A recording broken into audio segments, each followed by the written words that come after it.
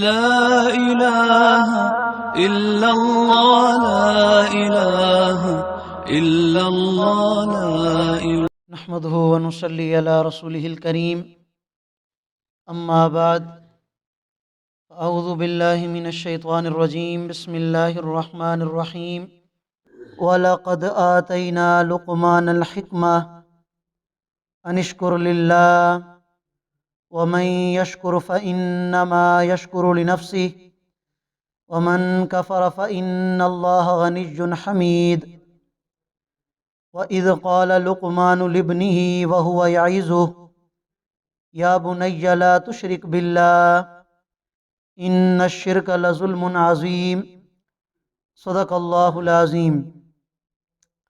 سورہ لقمان کی آیت نمبر 12 اور 13 آپ حضرات کے سامنے تلاوت کی ہیں۔ آیات کریمہ کا ترجمہ یہ ہے، اللہ رب العالمین ارشاد فرما رہے ہیں، اور البتہ تحقیق ہم نے لقمان کو دانائی عطا کی تھی اور کہا تھا کہ اللہ کا شکر ادا کرتے رہو۔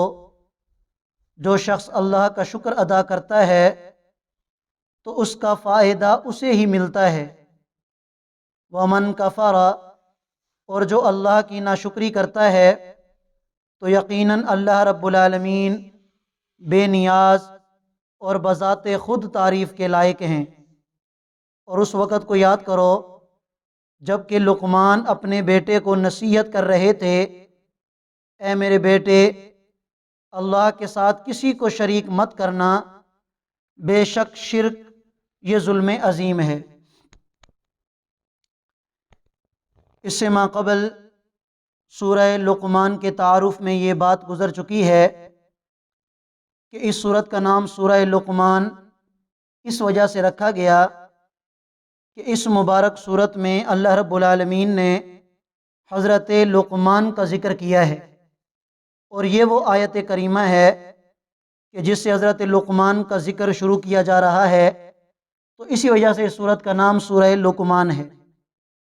اور یہ بات بھی مختصراً تعارف میں گزر چکی ہے کہ حضرت لقمان راجح قول کے مطابق نبی نہیں تھے، بلکہ اللہ کے ایک نیک بندے تھے۔ باقی کس زمانے میں تھے، ان کا تعلق کس قبیلے سے تھا، کس خاندان سے تھا، کس نبی کے یہ زمانے میں تھے، مختلف قسم کی روایات ملتی ہیں۔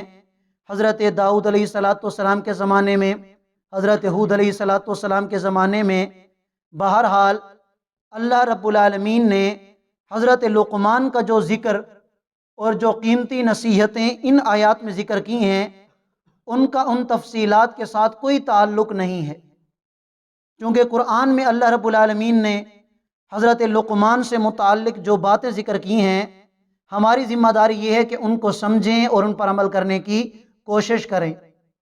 حضرت لقمان علیہ السلام کی ان نصیحتوں کی قیمت اور قدر، اس کا اندازہ اس بات سے لگایا جا سکتا ہے کہ اللہ رب العالمین کو یہ باتیں اتنی پسند آئی تھیں کہ اللہ رب العالمین نے ان کو اپنی کلام بنا کر اپنے محبوب پر نازل کر دیا۔ اب قیامت تک انسان آئیں گے اور اس قرآن کی تلاوت ہوتی رہے گی تو حضرت لقمان کا ذکر بھی ہوتا رہے گا۔ چنانچہ ارشاد فرمایا کہ البتہ تحقیق ہم نے لقمان کو دانائی عطا کی تھی، اور یہ دانائی ایسی دانائی تھی کہ مسلمان تو اس وجہ سے مانتے ہیں کہ قرآن میں اس کا ذکر آ گیا، غیر مسلم بھی حضرت لقمان علیہ السلام کی حکمت، دانائی، دانشمندی اس کے قائل تھے، اور اپنے بچوں کو بطور تربیت حضرت لقمان کی جو حکیمانہ باتیں ہوا کرتی تھیں وہ سنایا بھی کرتے تھے۔ تو فرمایا کہ ہم نے لقمان کو دانائی عطا کی، اور ساتھ یہ حکم دیا کہ اللہ کا شکر ادا کرتے رہو، اس لیے کہ یہ دانائی، یہ سمجھداری، یہ تمہیں کس نے عطا کی ہے؟ اللہ نے عطا کی ہے۔ تو اس سے پتہ چلا کہ اگر اللہ تعالیٰ کوئی نعمت عطا کر دیں کسی مسلمان کو تو اس پر اسے اللہ کا شکر ادا کرنا چاہیے، بجائے اس کے کہ وہ تکبر میں آ جائے، اکڑ میں آ جائے کہ یہ میرا کمال ہے۔ نہیں، سارے کمالات کا مالک کون ہے؟ اللہ مالک ہیں۔ انسان کے اندر جو کمالات ہیں ان کا مالک بھی اللہ ہے، اگر اللہ نہ چاہے تو انسان کیا کر سکتا ہے؟ تو فرمایا کہ جو شکر کرتا ہے تو اس کا فائدہ بھی اسی کو پہنچتا ہے، اور جو ناشکری کرتا ہے تو اللہ تعالیٰ تو بے نیاز ذات ہیں، میں نے گزشتہ درس میں بھی یہ بات عرض کی کہ اگر ہم اللہ کی تعریف کریں تو ہماری تعریف سے کوئی اللہ کی شان میں زیادتی نہیں ہوتی، یا معاذ اللہ اللہ کے ہم نافرمانی میں لگ جائیں تو اللہ کی شان میں کمی نہیں آئے گی، وہ تو بے نیاز ذات ہیں اور بذات خود تعریفوں کے لائق ہیں۔ فرمایا اس وقت کا تذکرہ سنو کہ جب لقمان اپنے بیٹے کو نصیحت کر رہے تھے، اس سے پتہ چلا کہ والد کی یہ ذمہ داری ہے کہ وہ بھی اپنی اولاد کو وقتاً فوقتاً نصیحت کرتا رہے۔ حضرت لقمان نے ہزاروں انبیاء کی صحبت اختیار کی، اور اس کے بعد حضرت لقمان نے اپنے بیٹے کو نصیحت کی تو پتہ چلا کہ والد کی یہ پہلی ذمہ داری ہے کہ وہ اپنے بیٹے کی تربیت صحیح کرے، اپنی اولاد کو سمجھائے، وقتاً فوقتاً جو جو اسے مواقع ملتے رہیں اپنی اولاد کو اچھی نصیحت کرتا رہے۔ تو پہلی نصیحت جو حضرت لقمان نے اپنے بیٹے کو کی تو فرمایا کہ اے میرے بیٹے، اللہ کے ساتھ کسی کو شریک مت کرنا۔ کیوں؟ اس لیے کہ شرک یہ ظلم عظیم ہے۔ یہ وہ آیت کریمہ ہے کہ جس کی بدولت دلائل دیے جاتے ہیں کہ شرک ظلم عظیم ہے۔ تو یہ حضرت لقمان علیہ السلام کی پہلی نصیحت میں حضرت لقمان نے اپنے بیٹے کو کہا تھا۔ آگے اللہ رب العالمین نے والدین کا ذکر فرمایا، وَوَصَّيْنَا الْإِنسَانَ بِوَالِدَيْهِ۔ حالانکہ اللہ کے ساتھ شرک کرنا اور والدین کا ذکر بظاہر ان میں کوئی جوڑ نظر نہیں آتا۔ یہ جملہ معترضہ کے اعتبار سے اللہ نے درمیان میں والدین کا ذکر کر دیا۔ کیوں؟ اس لیے کہ میں نے سورت کے تعارف میں آپ کے سامنے یہ بات ذکر کی تھی کہ مکہ کے جو لوگ تھے اہل عرب، وہ حضرت لقمان کی بڑی عزت اور احترام کرتے تھے اور ان کی باتیں بھی ایک دوسرے کو سنایا کرتے تھے۔ تو اللہ نے فرمایا کہ تم لقمان کی حکمت کے تو قائل ہو، دانش مندی کے تو قائل ہو۔ لقمان تو اپنے بیٹے کو نصیحت کرتا ہے کہ شرک نہ کرنا، اور تمہاری حالت یہ ہے مکہ کے لوگ ہو، عرب کے لوگ ہو، اگر تمہاری اولاد شرک کو چھوڑ کر توحید پر ایمان لاتی ہے تو تم دوبارہ ان پر زور لگاتے ہو کہ نہیں تم شرک کی طرف آ جاؤ، توحید کی طرف نہ جاؤ۔ یہ کیسی بات ہے؟ ادھر سے لقمان کی باتیں کرتے ہو اور جو لقمان کا نظریہ ہے وہ تم ماننے کے لیے تیار نہیں۔ جیسے گزشتہ پہلے ایک درس میں حضرت سعد رضی اللہ عنہ کا واقعہ گزرا تھا کہ ان کی والدہ نے انہیں اتنا مجبور کیا کہ ایمان چھوڑ کر، توحید چھوڑ کر دوبارہ شرک کی طرف آ جاؤ، لیکن حضرت سعد رضی اللہ عنہ اس بات پر تیار نہ ہوئے۔ تو اسی وجہ سے، اسی مناسبت سے اللہ تعالیٰ نے والدین کا ذکر فرما دیا کہ والدین کی تم نے فرما برداری کرنی ہے۔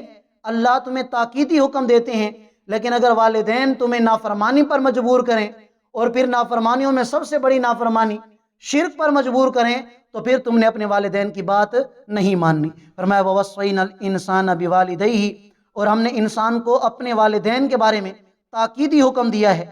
حَمَلَتْهُ أُمُّهُ وَهْنًا عَلَى وَهْنٍ، فرمایا کہ اس انسان کی ماں بہت زیادہ کمزوری برداشت کر کے اسے اٹھاتی ہے۔ وَفِصَالُهُ فِي عَامَيْنِ، اور 2 سال میں اس کا دودھ چھوٹتا ہے۔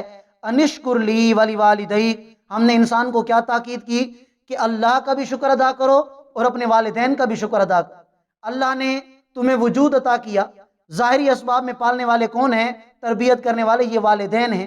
اگرچہ ان کے پیچھے حقیقت تو اللہ کی ہے، لیکن ظاہری اعتبار سے دیکھا جائے تو ان والدین نے بھی محنت کی، لہٰذا ان کا بھی تمہیں شکر ادا کرنا چاہیے۔ اور بالخصوص ماں کا، کہ جس ماں نے 9 مہینے تک کمزوری برداشت کر کے، تکالیف برداشت کر کے تمہیں اپنے پیٹ میں رکھا، پھر 2 سال تک وہ تمہیں دودھ پلاتی رہی۔ تو یہ جو ماں نے محنت اور مشقت اٹھائی ہے، ماں کی خدمت، یہ اسی وجہ سے ماں اس کی زیادہ حقدار ہے۔ فرمایا اِلَيَّ الْمَصِيرُ، اور پھر تم نے میری طرف لوٹنا ہے۔ وَإِن جَاهَدَاكَ، اور اگر یہ والدین تمہیں مجبور کریں اللہ اس بات پر ان تشرک بی، کہ تم میرے ساتھ شرک کرو، ما لیس لک بہ علم، جس پر تمہارے پاس کوئی دلیل نہیں ہے، فلا تطعهما، تو ان کی اطاعت نہ کرو۔ وصاحبهما فی الدنیا معروفا، ہاں دنیاوی معاملات میں پھر بھی تم نے ان کے ساتھ بھلائی کرنی ہے۔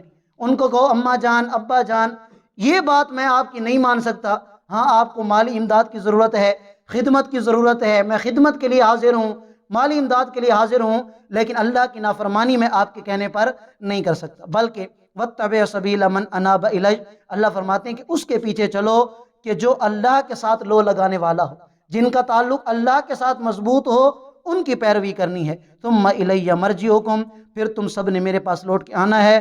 فَأُنَبِّئُكُمْ بِمَا كُنْتُمْ تَعْمَلُونَ، تو جتنے بھی تم نے اعمال کیے ہوں گے میں ایک ایک عمل کے بارے میں تم سے حساب و کتاب بھی لوں گا اور اس کی جزا اور سزا بھی دوں گا۔ تو اللہ تعالیٰ ہم سب کو سمجھنے اور عمل کرنے کی توفیق عطا فرمائے۔